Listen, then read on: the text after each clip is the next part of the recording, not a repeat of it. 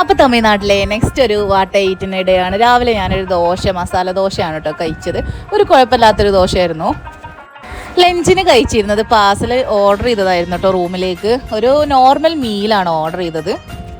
അതിലേക്ക് ഒരു കുഴപ്പമില്ലാത്ത ആവറേജ് ആയിട്ടുള്ളൊരു വെണ്ടക്ക തോരൻ ഉണ്ടായിരുന്നു, പിന്നെ പപ്പടം, രസം ഉണ്ടായിരുന്നു, പിന്നെ ഒരു മോരുണ്ടായിരുന്നു, പിന്നെ ഒരു തട്ടിക്കൂട്ടൊരു സാമ്പാർ കറി ഉണ്ടായിരുന്നു. ഒരു കുഴപ്പമില്ലാത്തതായിരുന്നു. പോരുന്നത് വരെ ഈ ഒരു മീൽ പിന്നെ ഞങ്ങൾ ഓർഡർ ചെയ്തിട്ടുണ്ടായിരുന്നില്ല.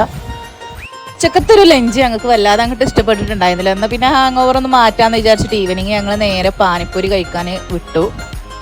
പാനിപ്പൂരിക്കൊക്കെ ആകെ 30 രൂപയുണ്ടായിരുന്നത്. പക്ഷേ ആ റേറ്റിനേക്കാട്ടിലും നല്ല വൃത്തിയായിട്ടുള്ള, നല്ല ടേസ്റ്റ് ആയിട്ടുള്ള, അത്യാവശ്യം കുഴപ്പമില്ലാത്തൊരു പാനിപ്പൂരി ആയിരുന്നു കഴിച്ചത്. അപ്പം ഞങ്ങൾ അപ്പുറത്തൊരു ഗോബി മഞ്ചൂരി കണ്ടിരുന്നു കേട്ടോ. അതും കൂടെ ഒന്ന് ജസ്റ്റ് ഒന്ന് ട്രൈ ചെയ്യാമെന്ന് വിചാരിച്ചിട്ട് അത് ഒരെണ്ണം ഞങ്ങൾ വാങ്ങിച്ച് ഞങ്ങൾ കഴിച്ചു. അത് ഞങ്ങൾക്ക് ഒരുപാട് ഇഷ്ടപ്പെട്ടു.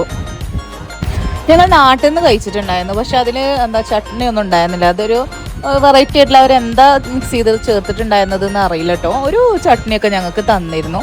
അപ്പോൾ അത് കഴിച്ചു. പിന്നെ അത് കഴിഞ്ഞിട്ട് ഞങ്ങൾ നേരെ നൈറ്റിലേക്ക് കഴിക്കാൻ വേണ്ടിയിട്ട് ഒരു ഫ്രൈഡ് റൈസ് കൂടെ പാർസൽ വാങ്ങിയിട്ടാണ് പോയത്. പിന്നെ റൂമിൽ ചെന്നിട്ട് ഞാൻ ഇയാൾക്ക് ഫേസിൽ ടാനൊക്കെ വന്നിട്ടുണ്ടെന്ന് പറഞ്ഞപ്പോൾ ഒരു ഫേസ് പാക്കൊക്കെ ഇട്ടുകൊടുത്തു.